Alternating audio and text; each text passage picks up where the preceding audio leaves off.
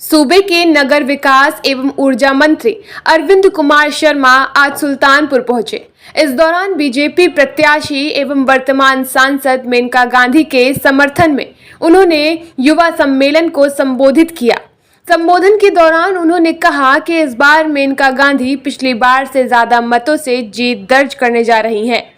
वहीं उन्होंने ये भी दावा किया कि देश की जनता स्पष्ट संकेत दे रही है कि नरेंद्र मोदी तीसरी बार देश के प्रधानमंत्री बनने जा रहे हैं।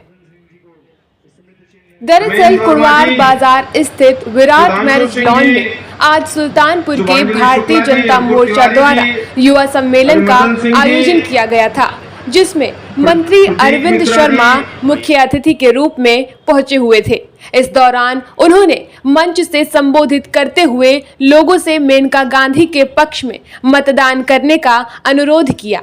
वहीं मीडिया से रूबरू हुए अरविंद शर्मा ने कहा कि मेनका गांधी की जीत निश्चित हुई है और पिछली बार से ज्यादा मार्जिन से वे जीत दर्ज करने जा रही हैं।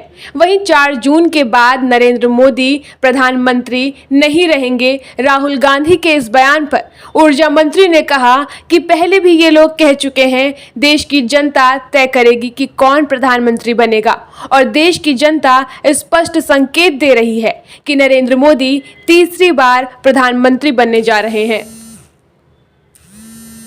सुल्तानपुर लोकसभा के इसौली विधानसभा क्षेत्र में कुड़वार गांव में आज ये विशाल युवा मोर्चा का सम्मेलन आपने देखा।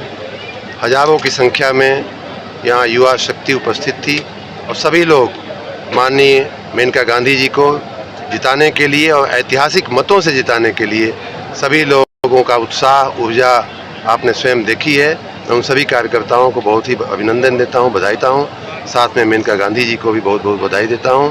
सबने ये निर्णय लिया है, निश्चय किया है कि मेनका गांधी जी की जीत तो निश्चित है ही, लेकिन पिछली बार की कई गुना मार्जिन के साथ इनको यहाँ से बना करके लोकसभा में भेजना है। मंत्री जी, राहुल गांधी ने दावा किया है कि 4 जून के बाद नरेंद्र मोदी प्रधानमंत्री नहीं रहेंगे। ये पहले भी ये लोग कह चुके हैं, ये कोई नई बात नहीं है। वो जनता, देश की जनता तय करती है कि कौन प्रधानमंत्री रहेगा। हम सभी, पूरा देश की जनता ये स्पष्ट संकेत दे रही है, स्पष्ट विश्वास दे रही है, स्पष्ट आत्मविश्वास दे रही है कि माननीय नरेंद्र मोदी जी देश के तीसरी बार प्रधानमंत्री बनने जा रहे हैं और ऐतिहासिक सीटें लोकसभा में लेकर के उनके समर्थन के साथ वो प्रधानमंत्री बनने जा रहे हैं।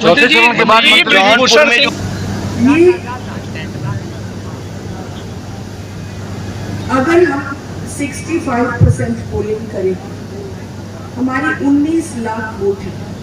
65% पोलिंग का मतलब है कि हम लोगों को मिलेंगे, हम लोग मतलब पोल हो जाएंगे 12 लाख।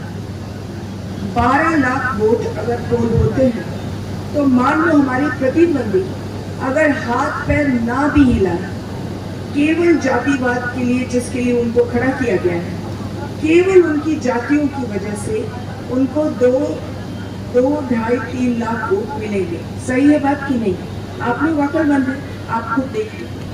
हम लोग और नंबर 1 को हमारे पीछे एक इतनी भारी बहुमत से कि सबकी ताकत बढ़ जाए। प्रधानमंत्री जी को 400 सीट मान लो मिल गए। 400 सीट में सुल्तानपुर 400 में से एक होगा। एक जो गुलदस्ता आता है 400 फूलों का, उसमें एक एक फूल कौन देखता है?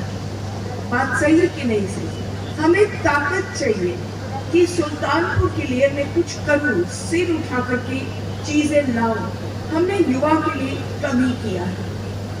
हम चाहते हैं, मैं खास करके चाहती हूँ, ट्रेनिंग सेंटर्स खोलना, ITI के अलावा ऐसे सेंटर्स खोलना जिसमें से हम नौजवानों को इतना शक्तिशाली बना दे। लोकलाइजेशन के अमेठी, रायबरेली, अन्य जगह जहां भी इंडस्ट्रियलाइजेशन हुआ है, कोई युवक को नौकरी नहीं मिली, कोई भी नहीं। 1 करोड़ रुपए लगता है एक इंसान को नौकरी देने में, और ज्यादातर हम लोगों के क्षेत्रों में क्या नौकरियां आती हैं? वॉचमैन, गार्ड, माली। आप उस काबिल नहीं हैं, आप उससे बहुत बड़ी हैं। तो मैं चाहती हूँ ट्रेनिंग सेंटर्स खोलना। मैं चाहती हूँ,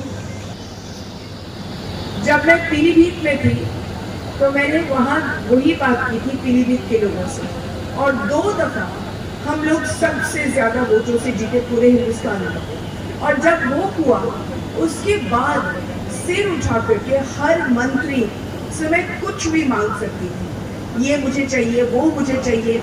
वहाँ 15 साल के लिए रेल की लाइन नहीं थी, हम एक दफा जीत के सबसे ज्यादा वोटों से रेल की लाइन आ गई, ट्रेनें भी आ गई, 20 चीजें आ गई। मैं वही चाहती हूँ। यहाँ मैंने बहुत कुछ किया है, आप सब लोग जानते हैं कि मेरा दरवाजा आप लोगों के लिए हमेशा हमेशा खुला है। जहाँ भी आप लोग हैं मैं आपके साथ हूँ, लेकिन मैं चाहती हूँ उससे ज़्यादा कि मैं आपके लिए कुछ करूँ।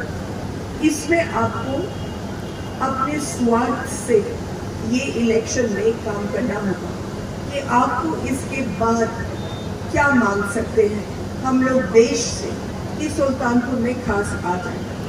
मेरे पास बहुत सारी लिस्ट हैं उनके लिए मोटरसाइकिल पर लाना।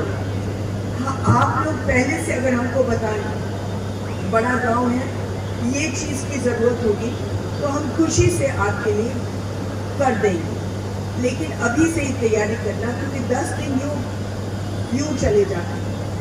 अब मैं और ज़्यादा लंबा नहीं बोलूँगी, मैं धन्यवाद देती हूँ कि आप आए।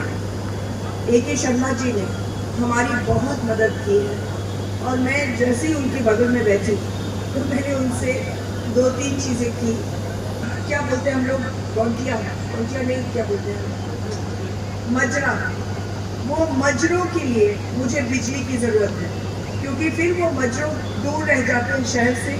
जो कंपनी को हम लोगों ने कॉन्ट्रैक्ट दिया है वो आती है, वो गांव कर लेती है, लेकिन मजरा छोड़ देती है, क्योंकि मजरे में कभी कभी खाली 20 घर होते हैं, लेकिन वो मजरा बड़ा होने वाला है, एक दिन वो भी गांव बनेगा, इसलिए ज़रूरी है कि हम वहाँ भी खंबे लगाएं। तो उन्होंने कहा कि इन्होंने भी ये महसूस किया, और इसलिए उन्होंने दिल्ली बात करके उनके पास 22,000 मजरों के लिए पैसा लाए हैं। और जैसे ही इलेक्शन खत्म होगा, अगर आप लोग कहीं मजरे में रहते हैं तो मुझे अपना लिस्ट दे दो, हम इनको एक पूरी लिस्ट दे देंगे कि कौन से मजरों में बिजली लगाने की ज़रूरत है।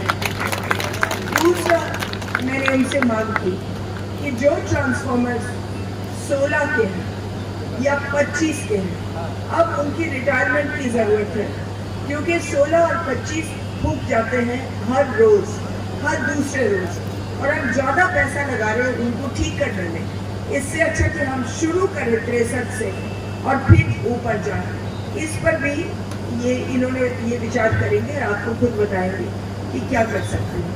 खैर,